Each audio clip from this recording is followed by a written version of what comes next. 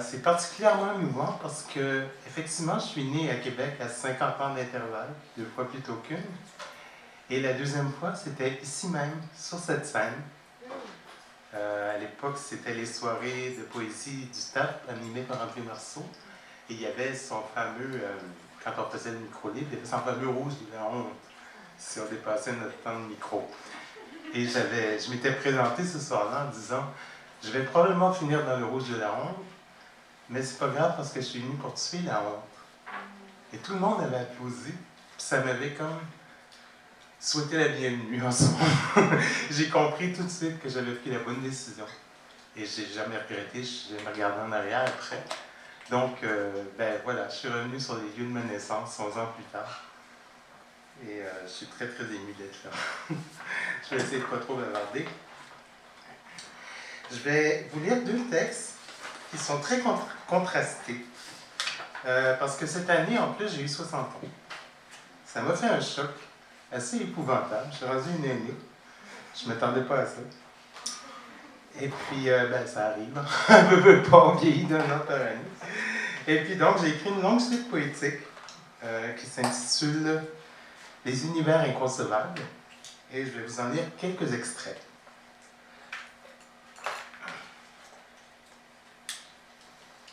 Je suis rendu à l'âge où on ne peut pas lire ça.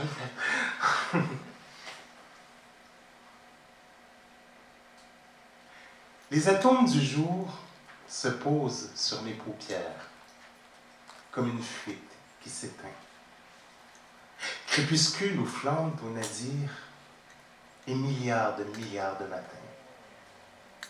Une main dans le creux de ma main, pour la danse des pas de travers, et tant d'oiseaux qui ne sont plus. Tant de vide sous tant de cendres, tant de fleurs fanées sur tant de tombes. Je garde tout pour qu'éclatent les murs. J'ai parcouru de longs vertiges sur mes os en équilibre pour agripper mes seins vivants.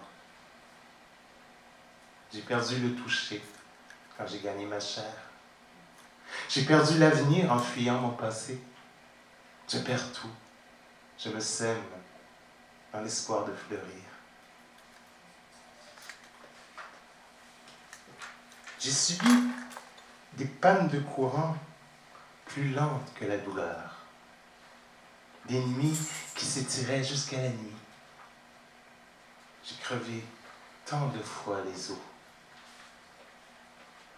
Je me souviens de rires qui ont fait éclater des hommes. Leur glaire et leur sang ont rejailli sur mon visage. Je n'ai pas oublié la souillure. J'ai vu déployer des écrans diaphanes au battement d'ailes lumineux. Je me suis levé dans des cocons friables. J'ai vécu des printemps écarlates comme des bistouris triomphants.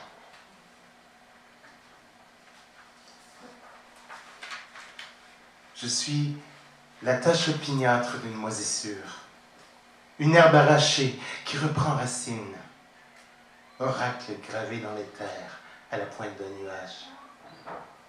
Certains jours, mon corps a 1000 ans. C'est celui d'une très vieille enfant, pendue en effigie au-dessus des portes closes. Un souffle chargé d'aiguilles chuchote à mon oreille. L'attente est sans fin pour les êtres non nés.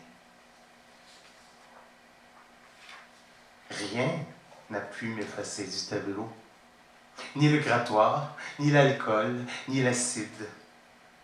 Visage ravagé en un muet reproche. Dans la confusion des bourgeons et des feuilles, un fil invisible me retient. Courbé sous le poids de mes mains, je porte trop de peau pour le temps qu'il me reste. Pour m'extirper de la tombe où j'étais né, j'ai rampé, taupe blessée, à travers les racines. À quoi rêvent les statues sans tête, au milieu des cités éventrées, pendant que des hommes incendient la mémoire. Mon royaume est un temple céleste, où je me sacrifie à moi-même d'un coup de lame bien placé. La terre ne boira pas mon sang. Quand j'étais l'ornement d'une fontaine, paupières soudées, ventre de marbre, aucune flamme n'allait chez mon corps, dans mon bassin tapissé d'étoiles. Mes fluides figés par le froid. J'ai attendu longtemps qu'éclate le socle pour me répandre en cercle de diamants. Quand j'étais invisible, on ne voyait que moi. Aussi vive qu'une adolescente, j'ai visité des univers inconcevables. J'en ai rapporté des merveilles. Je nourrirai d'un commencement de chair ces yeux qui ne m'ont pas caressé, ces dents qui ne m'ont pas mordu. Ma parole, aussi nue qu'un squelette, dispersera les échos de l'absence. J'arrive à l'époque de la grande extinction. La pluie s'évapore avant d'atteindre le sol. Quand je ne transpire pas, je crois que je suis morte. La matière est composée surtout de vide. Tout le monde fait semblant d'avoir un corps. 60 en coche dans la colonne. Mes os sont de dentelle. Le jour me traverse et le vent hurle en moi. Voilà. C'était...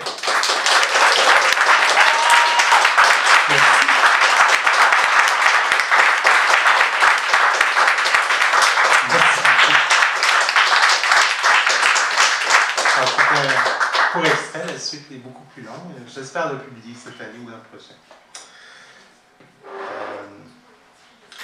Je vais vous dire un poème que j'ai écrit un peu en hommage, quoique certains pourraient peut-être penser que c'est pas vraiment un hommage, mais bon. Je me suis permis de détourner le célèbre Speak White de Michel Lelong et de le réactualiser dans ma perspective. Donc, dans ce poème, je le précise, le féminin inclut le masculin. Ça s'intitule « Parler blanc ». Parler blanc, il est si beau de vous entendre. Ça, c'est de Michel Lelong. Le reste, c'est de moi. Je reprends. Parler blanc, il est si beau de vous entendre parler de négritude, ou de Stonewall, ou de la théorie du genre, ou de femmes voilées, ou de la prostituée anonyme qui tremble au coin d'une rue. Nous sommes un peuple innommable, mais nous ne sommes pas aveugles à votre beauté. Parlez avec l'autorité de ceux qui savent et qui utilisent les bons mots, et qui sont de la bonne couleur, et qui parlent la bonne langue. Parlez blanc. Expliquez-nous pourquoi Nelligan était tellement triste. Pourquoi Huguette Gaulin s'est immolée sur la place Jacques-Cartier? Pourquoi Dédé Fortin s'est pris pour Mishima? Pourquoi Claude Gauvreau s'est défenestré? Dites-nous où sont passés les Béotucs et les esclaves de la Nouvelle-France. Nous comprenons si mal et vous parlez si bien. Parlez blanc. Parlez de ce qui vous tracasse. Parlez-nous de la liberté d'expression ou du monument à John A. MacDonald, du charme de vos téléromans d'une blancheur immaculée, de vos équipes sportives qui finiront bien par gagner. Nous ne comprenons pas toujours la règle du jeu, mais nous savons apprécier vos réjouissances, surtout quand elles nous donnent quelques heures de répit. Mais quand vous parlez vraiment mâle et blanc, quand vous grab us by the pussy pour parler de vos hypothèques et parler de vos frustrations et de la méchanceté des femmes. Un peu plus fort, alors parlez blanc. Sortez vos micros et vos caméras et vos écrans géants. Nous vous entendons mal. Nous vivons trop loin des tribunes d'où vous nous haranguez. Et nos cris de jouissance vous enterrent. Parlez blanc et haut. Faites-vous voir de Gatineau à Anticosti. Oui, quelle admirable province qui ne veut pas être un pays, mais qui nage dans les dollars et qui rêve de murailles et de conquêtes et des batailles qu'elle n'a jamais menées. Parlez blanc. Répétez-nous que vos héros sont des saints et qu'il nous est interdit de les critiquer. Parlez blanc. Parlez-nous résignation, rationalité, austérité. Parlez blanc. Et redites-nous que nous sommes riches pendant que nous vous regardons manger, tout manger de l'autre bord de la vitrine. Ah, parlez blanc, toujours plus blanc. Mais pour vous faire comprendre l'interminable nuit. Pour vous dire la peur qui nous oppresse, la honte qui nous étreint, le chagrin qui nous plie de n'être pas comme vous, pour vous raconter le mépris, tous les crachats qui nous atteignent, les humiliations subies jour après jour. Rien ne peut remplacer nos cris, nos accents bizarres, nos parfums exotiques, nos tenues excentriques. C'est tout ce que nous avons pour nous faire entendre. Parlez blanc, parlez sans crainte dans vos mégaphones. Nous sommes un peuple mal éduqué, mais ne risquons pas de vous interrompre. Nous n'avons pas la force de briser vos cordons policiers. Dans la langue de bois de Legault, avec l'accent de Duplessis. Parlez le langage du gros bon sens. Expliquez-nous pourquoi nous n'avons pas d'existence légitime et nous sommes de la racaille qu'il faudrait balayer au Karcher. Dites-nous encore pourquoi ce monde vous appartient, pourquoi notre clameur est censure à vos yeux. Et pourquoi notre tour viendra dans 10 000 ans quand on vous aura oublié? Parlez-nous de notre infériorité congénitale. Parlez blanc. C'est la langue de ceux qui commandent, ceux qui croient être arrivés les premiers, ceux qui ont toujours raison. Parlez blanc. Dites-nous encore une fois qui nous sommes, puisque vous le savez. Nous connaissons le prix d'exister.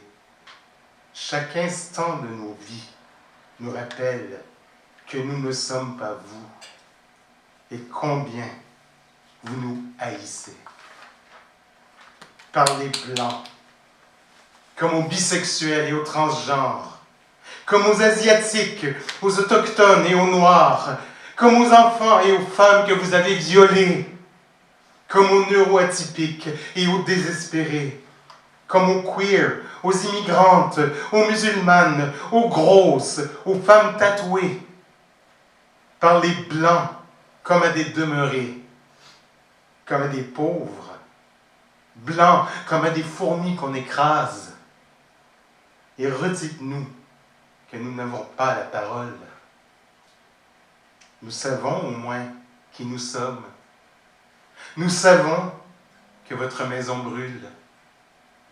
Nous savons que nous sommes nombreuses et nous n'avons plus peur. Nous aussi, nous sommes l'humanité. Merci.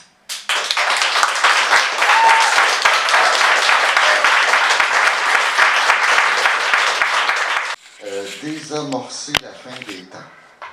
Alors, je me suis dit qu'une des façons de désamorcer la fin des temps, c'était peut-être d'évoquer l'enfance.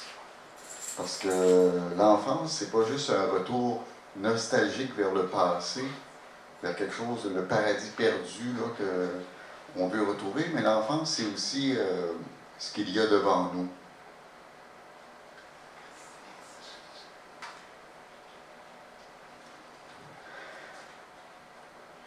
J'avais 6 ans. Comme tout le monde, j'habitais rue Châteauguay. J'aimais m'asseoir en bordure des choses, du haut de l'escalier, voir la fin de la nuit et comme un veilleur, m'en souvenir.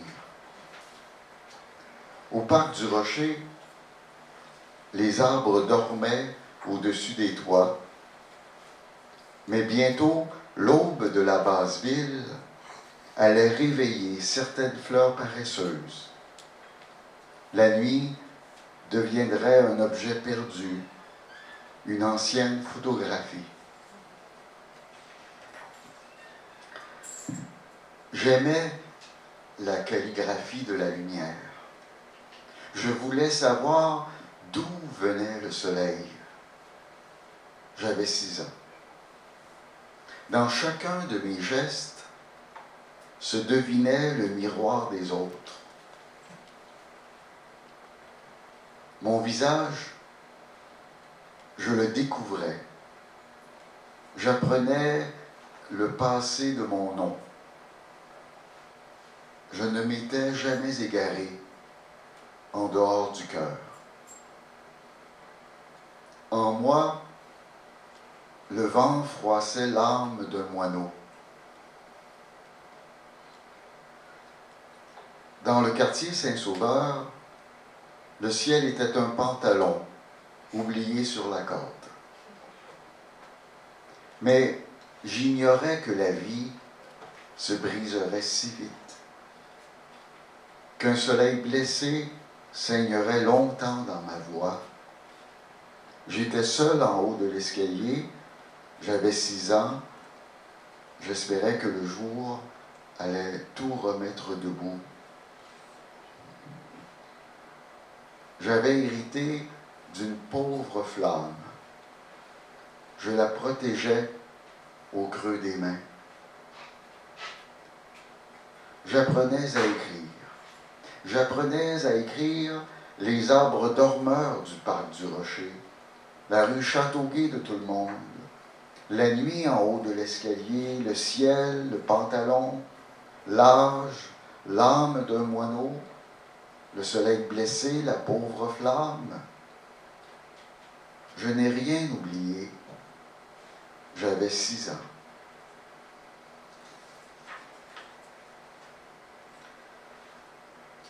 Nous habitons rarement la vraie demeure. Nous vivons dans son image. Nous ouvrons des fenêtres de grande fatigue. Même le temps ne se reconnaît plus. En basse-ville, les trottoirs boivent les ombres. Quelques secrets nous précèdent. On jette des pierres en dedans de soi, on bâtit de brefs châteaux. On aime imaginer, au-dessus du parc du Rocher, la petite étoile problématique de Saint-Denis-Garneau. La nuit, la haute ville se penche sur l'épaule de la basse ville. Au même moment, à la taverne Joe Dion, on archive la lumière. On effleure la fourrure des définitions.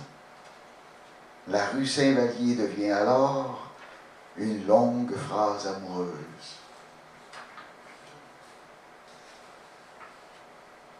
Il n'y a pas de honte à dénouer le feu d'une fleur toute simple ou celui d'un long chagrin. Il n'y a pas de honte à n'être que le temps qui enjambe l'inquiétant châssis du monde. Peut-être n'avons-nous jamais quitté la cour des récréations, où la lumière des lampadaires est encore une bonne élève. Nous sommes plus seuls qu'une balançoire. Nous ne savons pas notre propre alphabet. Nous connaissons tous les jours de la semaine, les récitons par cœur depuis l'enfance et dans le bon ordre. Nous sommes nombreux, appuyés contre le paysage et dispersés de fenêtre en fenêtre. Ici, nous sommes d'un côté du monde. Nous avons choisi notre camp.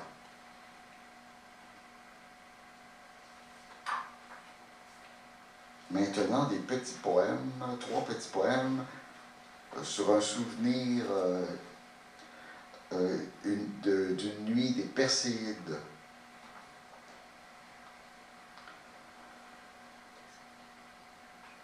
Tu me demandes comment une étoile du mois d'août peut s'arrêter brièvement dans ta main, se jeter dans le fleuve et ne plus oublier ton visage.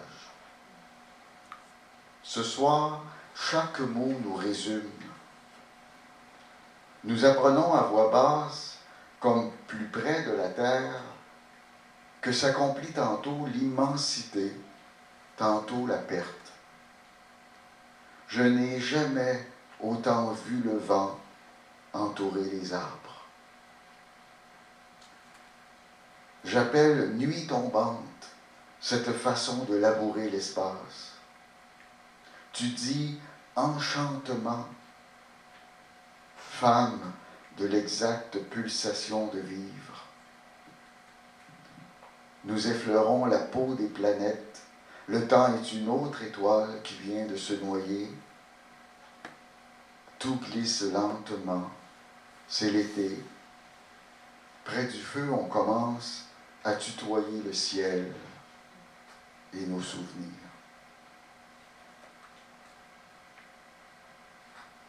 Êtes-vous prêts pour un dernier ou un avant-dernier? Je ne suis pas limité là, chez moi. Puis... Alors, là, c'est sur les poèmes sur le ciel. C'est ce matin, le ciel. Et sans, je ne vais pas vendre le punch, là, mais le premier vers, c'est ce matin, le ciel. Donc, c'est beau, on dirait de la musique de la Corée du Nord.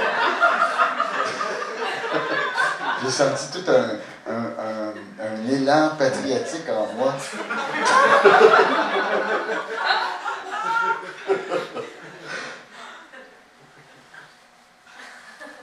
Ce matin, le ciel est le résumé d'un ciel entrevu il y a longtemps. Ciel rongé de rouille, ciel que les bêtes ruminent.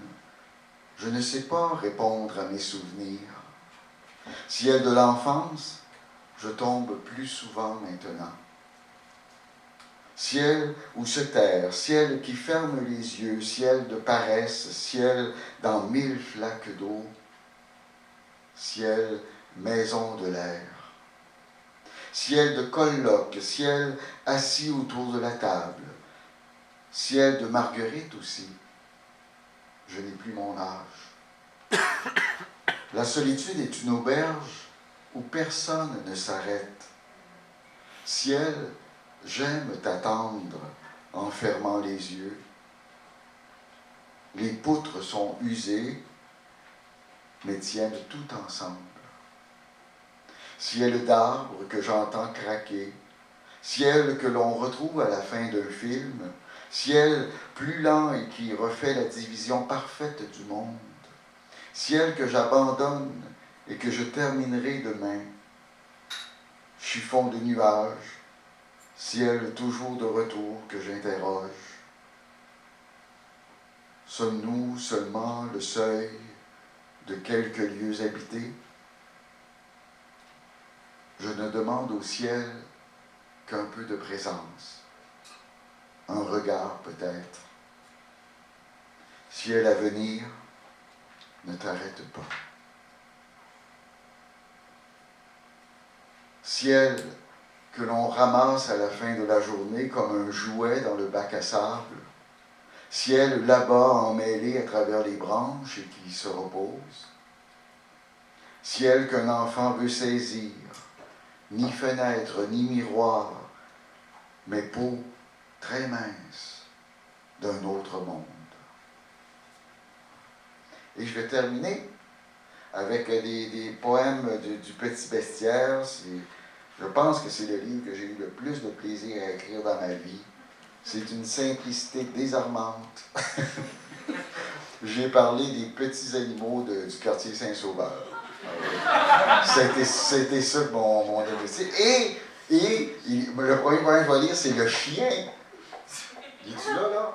Oui, parfait. Alors, je lui dédie, si vous me le permettez, le poème. Comment il s'appelle? Comment il s'appelle? Syrah. Alors, Syrah, c'est pour toi. Ma voisine a un chien. Le chien a une ombre. Il adore s'y allonger de tout son poil. Ma voisine aime les romans d'amour. Sur le balcon, elle tourne les pages. Le chien tourne sa tête vers moi. Lui et moi, on se comprend. On préfère la ligne des arbres et les mensonges invisibles des enfants qui échappent toujours les ballons. Le chien et moi, on cueille les fleurs dans le vent d'une robe quand une fille sur la rue effeuille le feu de l'air. Ça, je trouvais ça très bon. Je peux peut-être le relire. C'est mon bout préféré du recueil. Peut-être que vous l'avez mal entendu. Donc, alors, non, mais c'est vrai, c'est une image vraie. Ça se passe sur la rue Père-Grenier en 2000, je ne sais plus quoi.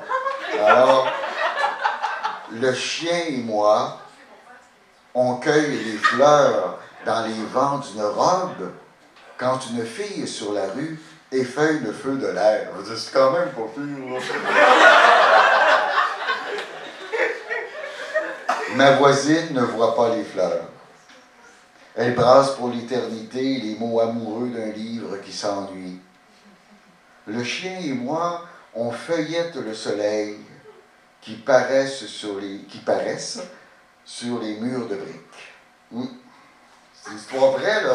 Une histoire vécue.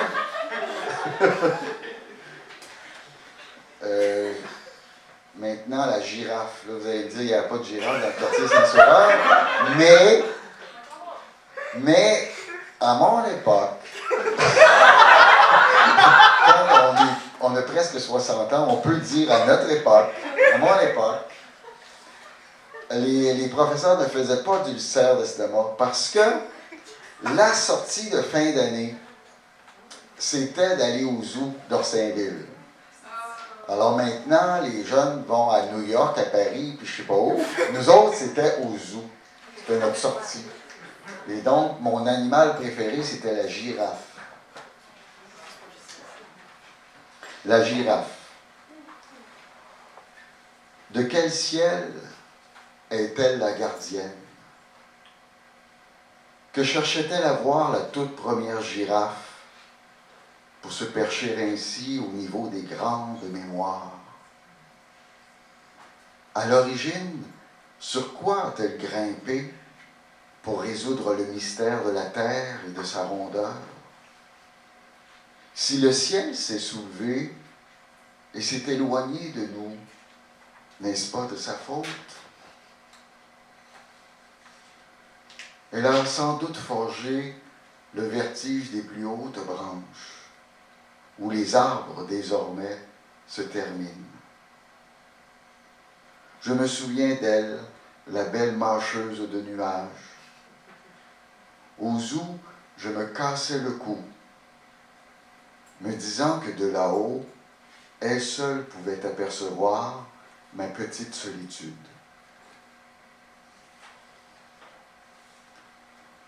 Bon. Un dernier? Je vais prendre la petite vache. Bon, il n'y avait pas de vache dans le quartier Saint-Sauveur, mais il y avait une école. Et à l'école, la professeure avait dessiné un jour au tableau une vache. C'est de là que ça part. L'été de mes 6 ans, rue Châteauguay, j'aimais lire le soleil entre les cordes à linge. Dans mon livre à colorier, chaque matin, je me souviens, une vache broutait les nuages. Peut-être parce que je les aimais, toujours je dépassais le contour de la laitière et des cumulus. Puis, septembre est arrivé, avec son tableau noir du premier jour d'école. Tracé à la craie et comme arraché à la nuit, la maîtresse a commencé à écrire le mot « vache » à côté d'une vache, ronde comme un nuage. Je n'oublierai jamais. Comme si je me levais en moi, j'ai enfin entendu l'étonnant abécédaire de la vie et déplié l'obscurité des lettres détachées de mon cahier d'exercice. Mais aujourd'hui encore, une question demeure. La brouteuse de ciel, qu'est-elle devenue? Je n'aurais pas eu assez de mon enfance pour terminer mes dessins. Merci beaucoup. Merci.